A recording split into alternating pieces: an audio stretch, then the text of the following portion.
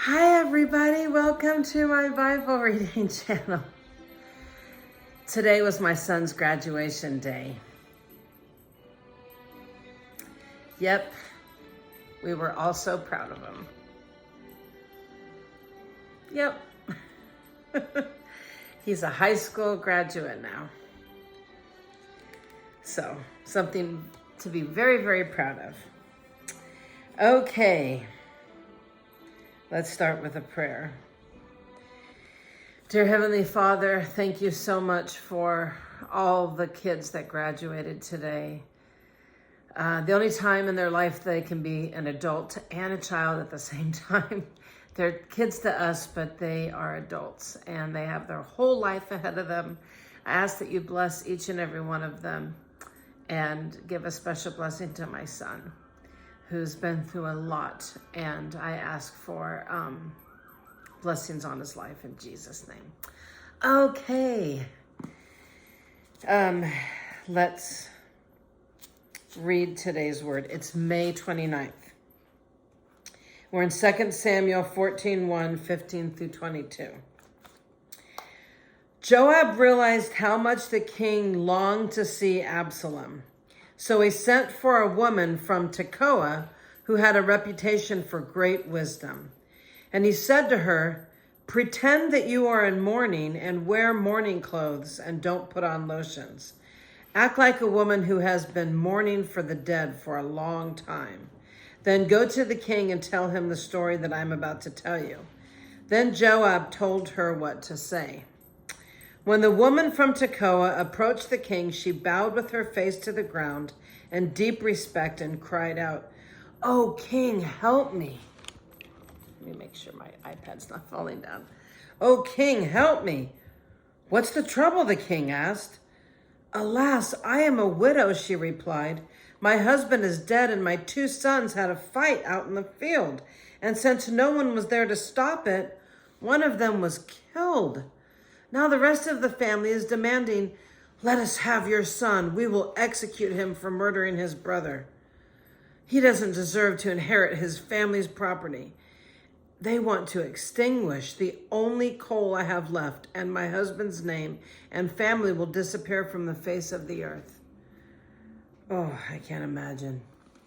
I just got done celebrating my son's graduation. Oh, I can't imagine what that mom is going through. "Leave it to me," the king told her. "Go home and I'll see to it that no one touches him." "Oh, thank you, my lord, the king," the woman from Tekoa replied. "If you are criticized for helping me, let the blame fall on me and on my father's house, and let the king and his throne be innocent." "If anybody objects," the king said, "bring him to me. I can assure you that he will never complain again."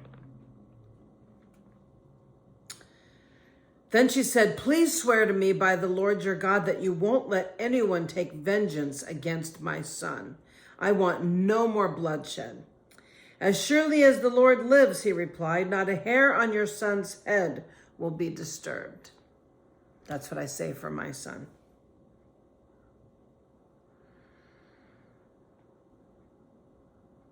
"Please allow me to ask one more thing of my lord the king," she said. "Go ahead and speak," he responded. She replied, "Why don't you do as much for the people of God as you have promised to do for me? You have convicted yourself in making this decision because you have refused to bring home your own banished son.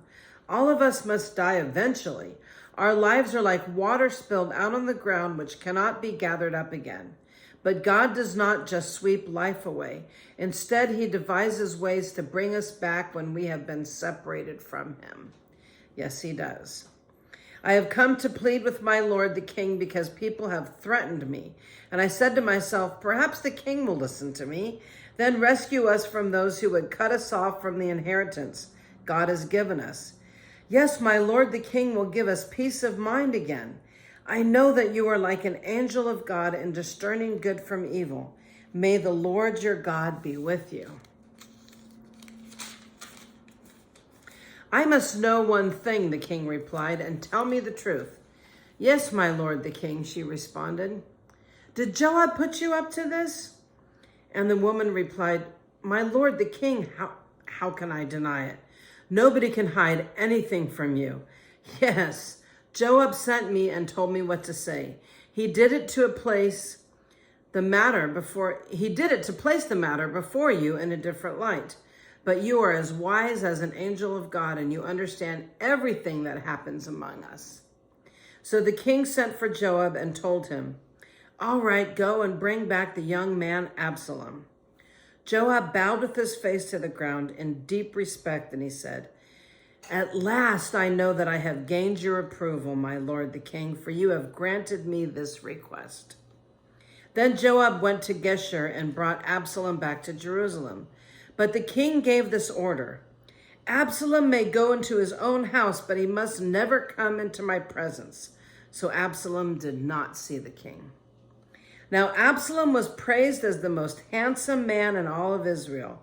He was flawless from head to toe. He cut his hair only once a year. Oh, I guess they liked long-haired guys back then. And then only because it was so heavy. When he weighed it, it came out to 5 pounds. Wow, he had long, thick hair.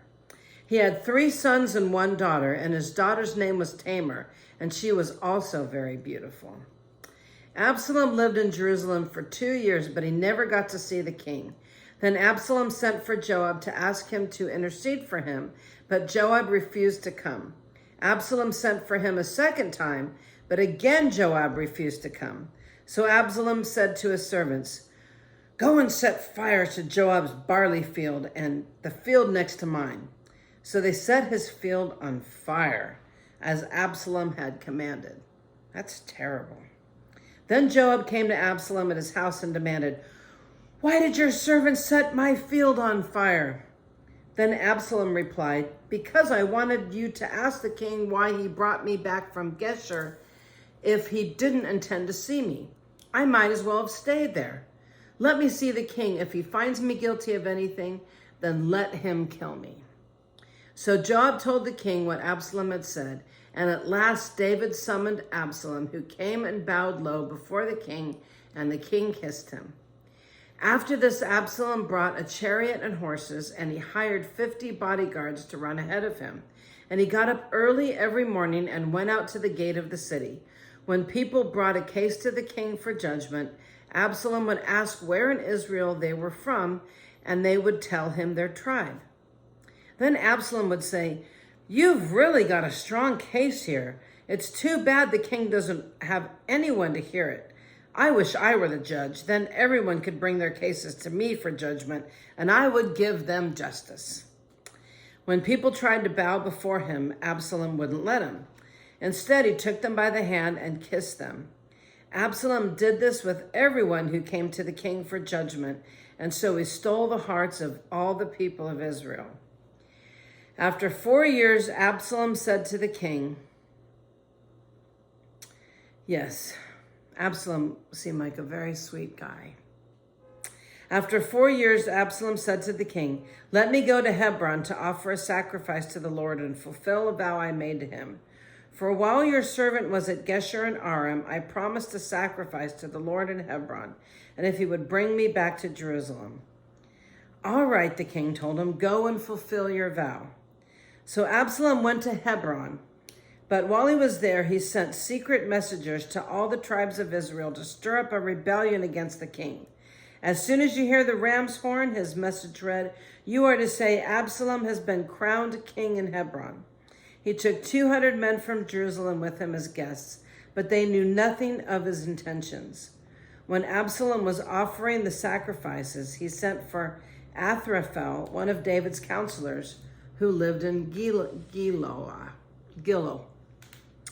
So many others also joined Absalom, and the conspiracy gained momentum. A messenger soon arrived in Jerusalem to tell David, all Israel has joined Absalom in a conspiracy against you. Then we must flee at once, or it will be too late. David urged his men, hurry, if we get out of the city before Absalom arrives, both we and the city of Jerusalem will be spared from disaster. We are with you, his advisors replied. Do whatever you think is best. So the king and all of his household set out at once, and he left no one behind except 10 of his concubines to look after the palace. The king and all his people set out on foot, pausing at the last house, to let all the king's men move past to lead the way. There were 600 men from Gath who had come with David, along with the king's bodyguard. Then the king turned and said to Ittai, the leader of the men from Gath, "Why are you coming with us? Go on back to King Absalom, for you are a guest in Israel, a foreigner in exile. You arrived only recently, and should I force you today to wander with us? I don't even know where we will go. Go on back and take your kinsmen with you, and may the Lord show you his unfailing love and faithfulness." But Ittai said to the king, "I vow by the Lord and by your own life that I will go wherever my lord the king goes, no matter what happens, whether it means life or death." That's loyalty. David replied, "All right, come with us." So Ittai and all his men and their families went along. Wow. Got my graduate balloon here. Okay, moving on to John 18, 1 through 24. After saying these things, Jesus crossed the Kidron Valley with his disciples and entered a grove of olive trees. Judas, the betrayer, knew this place because Jesus had often gone there with his disciples. The leading priests and Pharisees have given Judas a contingent of Roman soldiers and temple guards to accompany him. Now, with blazing torches, lanterns, and weapons, they arrived at the olive grove. Jesus fully realized all that was going to happen to him, so he stepped forward to meet them. Can you imagine? If you know what's going to happen, you know that you're going to get betrayed, and you just have the courage to stand in front of them. So, "Who are you looking for?" he asked. "Jesus the Nazarene," they replied. "I am he," Jesus said. Judas, who betrayed him, was standing with them. As Jesus said, "I am he," they all drew back and fell to the ground. Yeah, because Jesus is powerful. Yep, so they all fell back and fell to the ground. Once more he asked them, "Who are you looking for?" And again they replied, "Jesus the Nazarene." "I told you, I am he," Jesus said. "And since I am the one that you want, let these others go." He did this to fulfill his own statement, "I did not lose a single one of those that you have given me." Then Simon Peter drew a sword and slashed off the right ear of Malchus, the high priest's slave. But Jesus said to Peter, "Put your sword back into its sheath. Shall I not drink from the cup of suffering the Father has given me?" So the soldiers, their commanding officer, and the temple guards arrested Jesus and tied him up. First they took him to Annas, the father-in-law of Caiaphas, the high priest at the time. Caiaphas was the one who had told the other Jewish leaders, "It's better that one man should die for the people." Simon Peter followed Jesus, as did another of the disciples. That other disciple who was acquitted with the high priest, so he was allowed to enter the high priest's courtyard with Jesus. Peter had to stay outside the gate. Then the disciple who knew the high priest spoke up to the woman watching at the gate, and she let Peter in. The woman asked Peter, "You're not one of that man's disciples, are you?" "No," he said, "I'm not."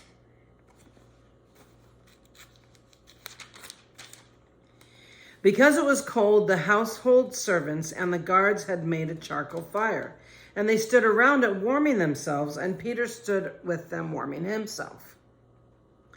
Inside, the high priest began asking Jesus about his followers and what he had been teaching them. Jesus replied, Everyone knows what I teach. I have preached regularly in the synagogues and the temple where the people gather. I have not spoken in secret, so why are you asking me this question?" And all those who heard me, everybody who heard me, they know what I said. Then one of the temple guards standing nearby slapped Jesus across the face. "Is that the way to answer the high priest?" he demanded. Jesus replied, "If I said anything wrong, you must prove it. But if I am speaking the truth, then why are you beating me?" Then Annas bound Jesus and sent him to Caiaphas, the high priest. Yeah, they were so abusive and mean to Jesus. Psalm 119:97, 1 through 12. Oh, how I love your instructions. I think about them all day long. Your commands make me wiser than my enemies, for they are my constant guide. Yes, I have more insight than my teachers, for I am always thinking of your laws. I am even wiser than my elders, for I have kept your commandments. I have refused to walk on any evil path, so that I may remain obedient to your word. I haven't turned away from your regulations, for you have taught me well. How sweet your words taste to me. They are sweeter than honey, and your commandments give me understanding. No wonder I hate every false way of life. Your word is a lamp to guide my feet and a light for my path. I've promised it once, and I'll promise it again. I will obey your righteous regulations. I have suffered much, O Lord. Restore my life again as you promised. Lord, accept my offering of praise and teach me your regulations. My life constantly hangs in the balance, but I will not stop obeying your instructions. I can relate to that. The wicked have set their traps for me, but I will not turn from your commandments. Your laws are my treasure, and they are my heart's delight. I am determined to keep your decrees to the very end. And Proverbs 16:8 through 9 says, better to have little with godliness than to be rich and dishonest. We can make our plans, but the Lord determines our steps. That is so true. We can make our plans, but the Lord determines our steps. So, to all the graduates, may the Lord determine your steps, and may he put you on the right path. And may you stay on that right path. So God bless you all, and thanks for being here. And if you have any graduates or you know anybody that's graduating, may they be filled with God's blessings. Thanks for being here. See you tomorrow.